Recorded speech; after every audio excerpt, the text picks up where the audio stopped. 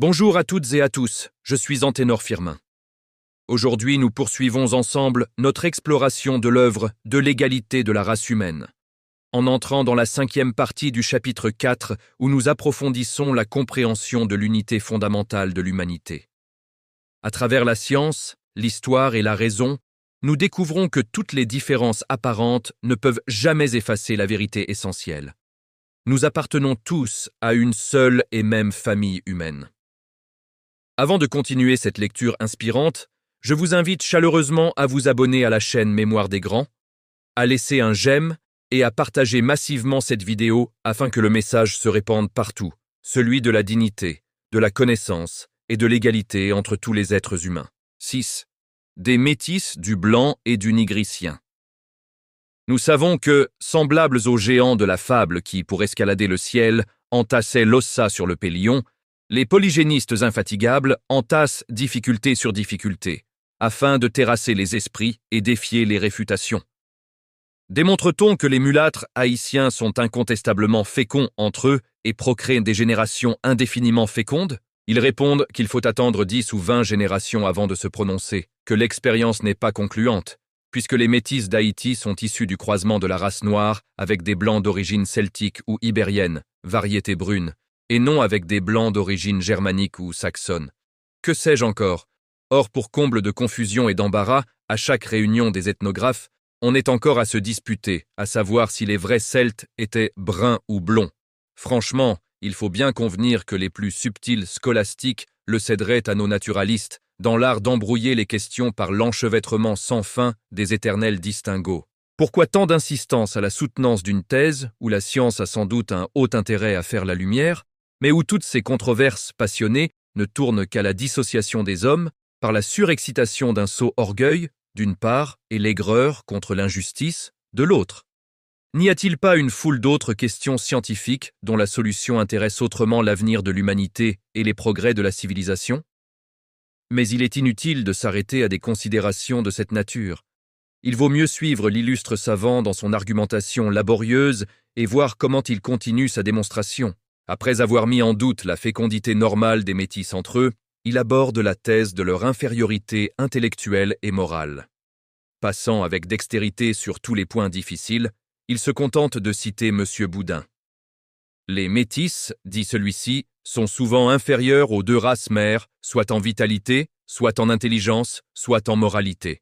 Ainsi, les métis de Pondichéry, connus sous le nom de Taupas, fournissent une mortalité beaucoup plus considérable non seulement que les Indiens, mais encore que les Européens, quoique ces derniers meurent incomparablement plus dans l'Inde qu'en Europe. Il y a longtemps déjà que la revue coloniale a publié sur ce point des documents positifs. Voilà pour la vitalité. À Java, les métis de Hollandais et de Malais sont tellement peu intelligents qu'on n'a jamais pu prendre parmi eux un seul fonctionnaire, ni un seul employé.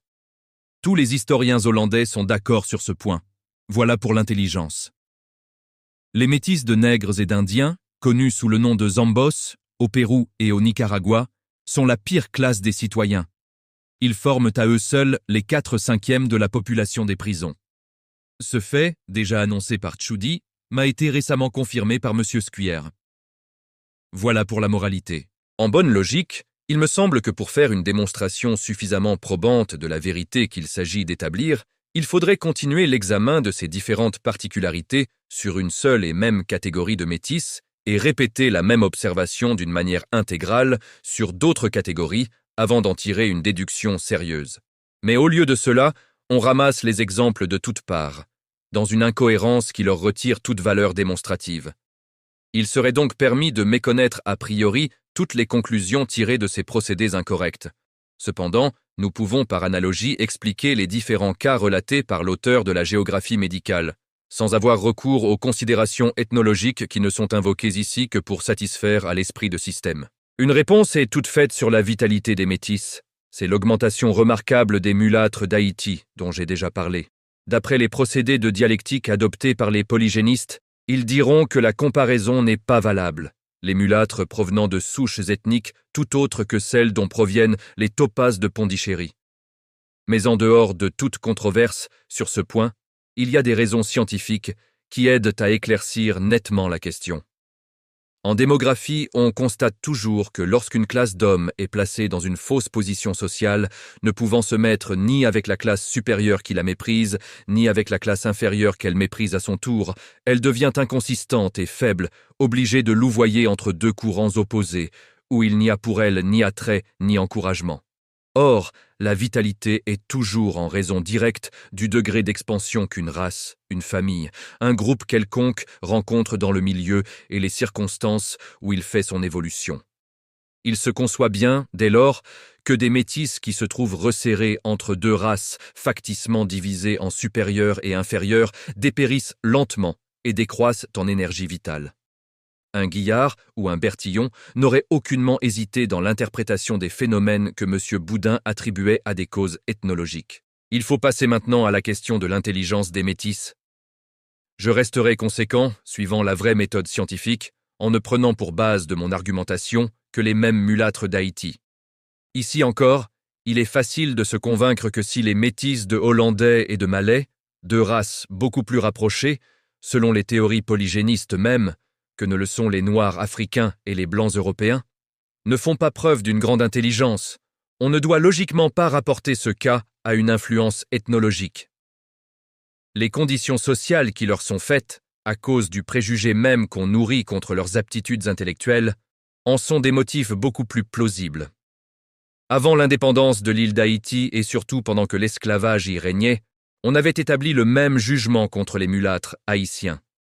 Maltraités et méprisés par leurs pères blancs qui les regardaient comme les tristes fruits d'une mésalliance entre le pur sang caucasique et l'immonde sève africaine, ils végétaient dans le pays comme une espèce parasite, livrée au vagabondage ou ne s'occupant que des métiers les plus rudes et les plus répugnants. Sentant qu'ils avaient dans leurs veines une notable portion de ce sang dont les petits blancs étaient si fiers, ils laissaient fermenter leur haine en silence, et accumulaient leur colère contre ceux qui ne les avaient procréés que pour les condamner ensuite à une existence abreuvée d'opprobre et de misère. C'était, à vrai dire, horrible. Le plus souvent, sans doute, c'est dans un moment d'ébriété, ou plutôt de cette salacité irrésistible, que déchaîne dans le sang de l'Européen l'air balsamique et chaud des tropiques, que le baiser criminel aura rapproché du maître la sémillante esclave, aux formes exubérantes et gracieuses. Combien de temps durèrent ces transports? La coupe de l'ivresse une fois vidée, l'homme blanc s'en allait, laissant germer dans le sein noir de la noire africaine un être qui ne saura peut-être jamais le nom de son père. L'enfant grandissait seul, abandonné aux soins de la pauvre négresse dont il constituait un fardeau de plus, bien lourd encore que chéri. À jamais garrotté dans les ténèbres de l'ignorance, il sera tourmenté par sa peau trop claire pour qu'il se complaise au triste sourire qui se détache du noir visage de sa mère toute confuse de maternel amour, trop brune pour que son père puisse jamais voir en lui la reproduction de son teint rose, d'autant plus recherché que le soleil équinoxial l'aura déjà rudement caressé. Cette pénible position du mulâtre n'est pas une fantaisie. Le temps qui cicatrise toutes les plaies travaille lentement à en effacer le souvenir. Mais c'était un fait général. Dans toutes les colonies européennes, chez les Français surtout, dit Bory de Saint-Vincent, les mulâtres furent traités avec un mépris que rien ne saurait justifier et capable de soulever d'indignation les cœurs les plus apathiques.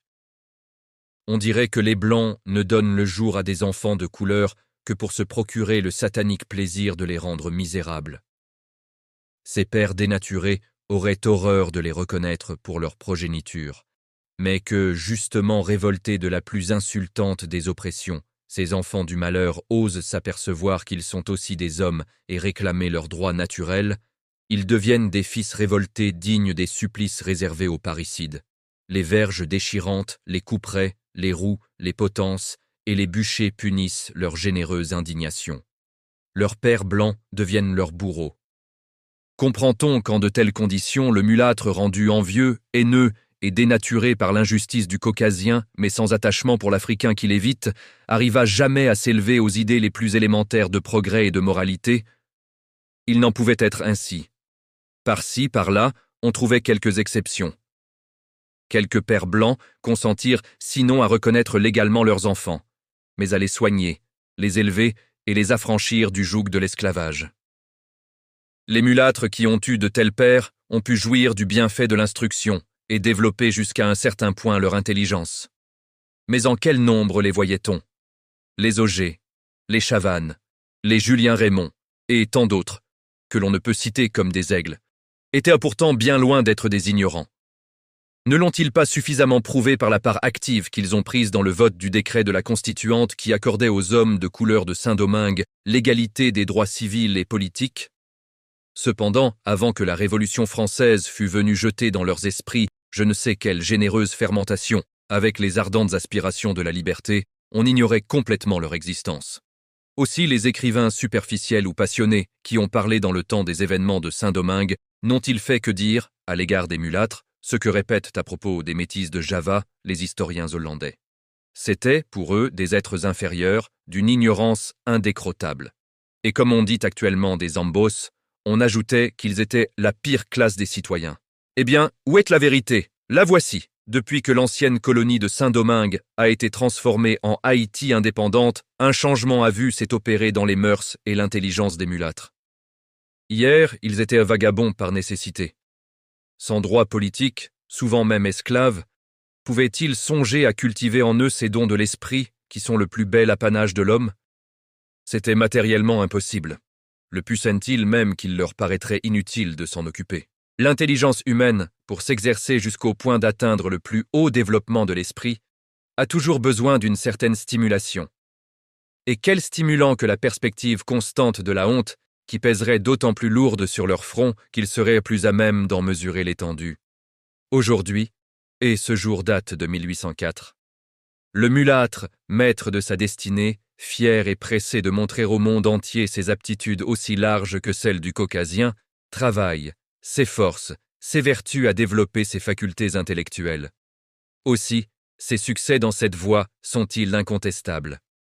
3 historiens, dont les qualités ne sont peut-être pas de premier ordre, mais qui font preuve d'une parfaite entente des règles applicables au genre qu'ils avaient choisi, sont des mulâtres de l'île d'Haïti.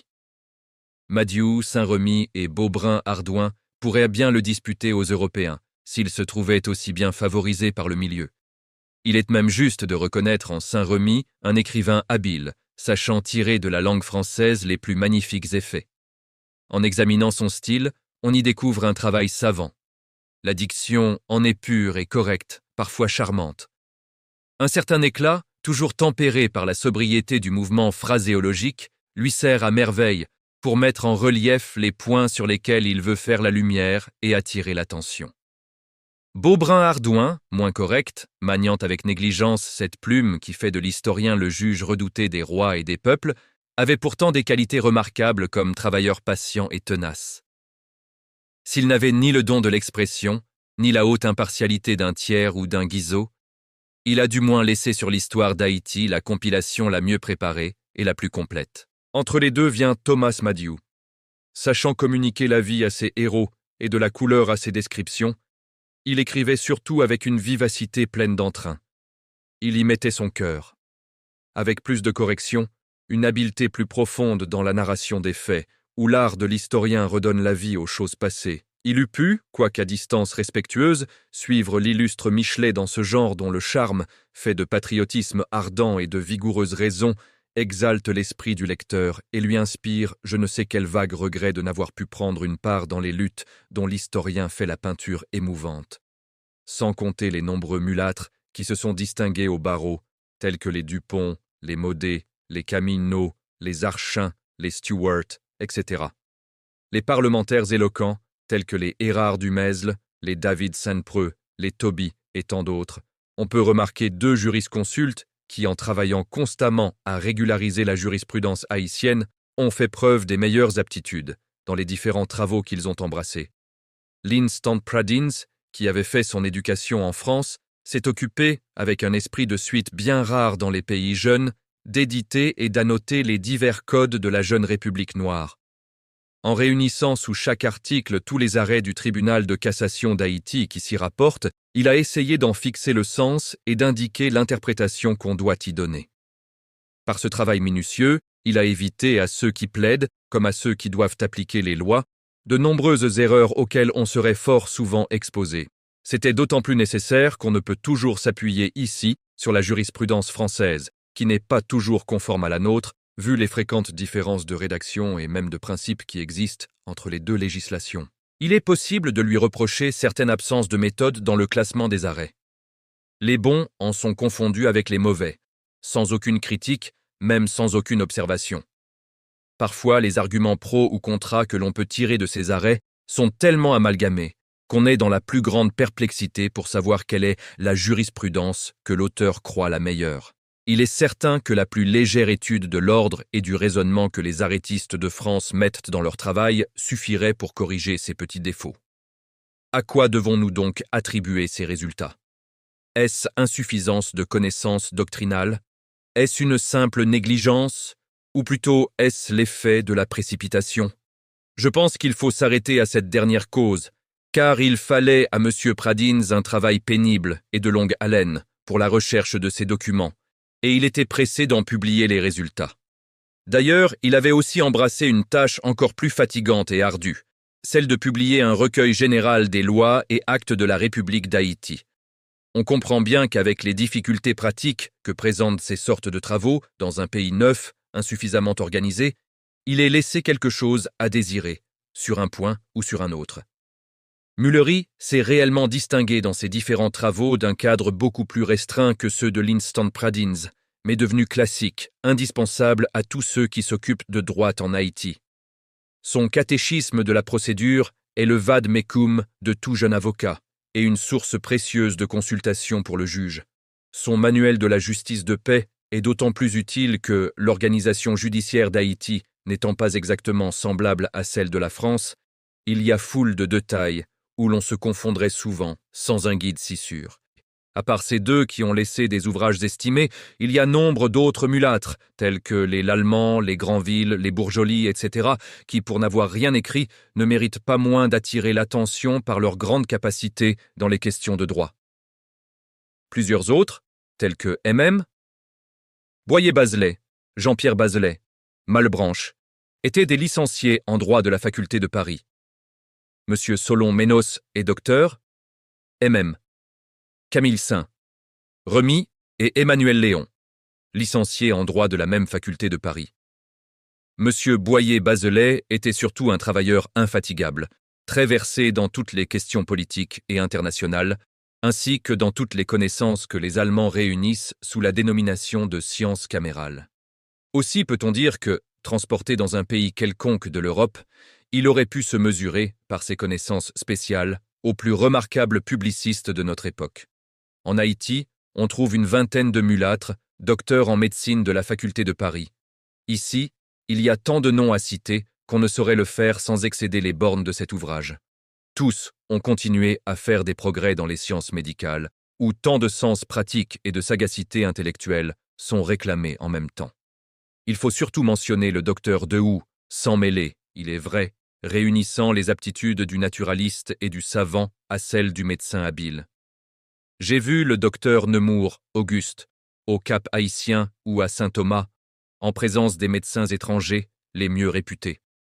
Ses confrères ont toujours reconnu en lui la plus vive intelligence et une sûreté de vue supérieure soit dans le diagnostic, soit dans les indications thérapeutiques. Il tenait toujours le scalpel dans les opérations chirurgicales et plaçait souvent le dernier mot dans les grandes consultations. Les poésies d'Ignace Nao, d'Abel Elie, de MM, Oswald Durand, Ville-Valex, Arthur Simonis et tant d'autres mulâtres de talent, qu'il serait trop long d'énumérer ici, ont, à divers titres, une place distinguée dans la littérature exotique. MM. Justin Devost, Cadet Jérémie, L. Éthéard, Jules Auguste, etc. sont des prosateurs distingués, sachant tirer de la langue de Pascal et de Bossuet les plus merveilleux effets. En outre, M. Devost prépare sa licence à la faculté de droit de Paris, et M. Éthéard est un financier. Cette littérature haïtienne est tout imprégnée de l'esprit et des aspirations de la France. Oui, de l'autre côté de l'Atlantique, sous le ciel brûlant et clair des Antilles, au pays des palmiers sveltes et des gracieux bambous, le mulâtre, libre et fier, rivalise d'adresse avec le français même. Il tire de sa langue, si belle mais si rebelle, toutes les harmonies qu'elle révèle à ceux qui savent la plier au gré de leurs inspirations. Aussi est-il aujourd'hui bien reconnu que les hommes de couleur, malgré tout ce qu'on a pu dire de leur incapacité native, sont capables de toutes sortes de cultures intellectuelles. Nous n'accepterons pas même les mathématiques, auxquelles on donne souvent une importance imméritée dans l'échelle des facultés intellectuelles. Monsieur Pierre Éthéard, avec une vocation d'autant plus louable qu'il n'y trouve ni émulation ni stimulation, cultive les sciences exactes d'une façon assez sérieuse et surtout avec assez de supériorité pour mériter le titre de mathématicien. Plusieurs autres, beaucoup plus jeunes que lui, par exemple Monsieur Miguel Boom, sont tout aussi bien disposés et travaillent constamment à augmenter leurs aptitudes dans ces hautes sphères des mathématiques où les chiffres ont aussi leur poésie. Quant à l'intelligence pratique des affaires, le mulâtre en est si bien doué qu'il réussit souvent à se faire une position tirée presque de rien. Le haut commerce haïtien compte une portion notable d'hommes de couleur qui, par une entente supérieure des spéculations commerciales, sont parvenus à se créer une situation des plus solides dans le monde de la finance. En sortant de la République haïtienne, on trouverait aisément d'autres exemples, tout aussi éclatants, tels qu'un Gerville Réache, un Lacascade, un Frederick Douglass, un Langston et tant d'autres mulâtres remarquables des États-Unis ou des diverses colonies. Mais j'ai voulu donner à mon argumentation un caractère particulier et systématique en tirant d'une source unique tous les exemples à citer, de manière que la cause explicative du phénomène se dessine plus catégoriquement, aux yeux, même des plus incrédules. Mesdames, Messieurs, ainsi s'achève Capsule où les illusions tombent une à une pour laisser place à une vérité plus grande, plus juste, plus humaine. Ce que nous avons exploré ensemble n'est pas seulement une réflexion du passé, mais un appel vivant à éveiller nos consciences aujourd'hui. Car comprendre, c'est déjà commencer à transformer le monde. Si ce message vous a touché, s'il a éveillé en vous une nouvelle manière de voir l'humanité, alors je vous invite à poser un acte simple mais puissant. Abonnez-vous à la page Mémoire des Grands, aimez cette vidéo et partagez-la massivement autour de vous. Ensemble, faisons résonner cette vérité, afin que jamais ne s'éteigne l'idée fondamentale que tous les êtres humains naissent égaux en dignité et en valeur.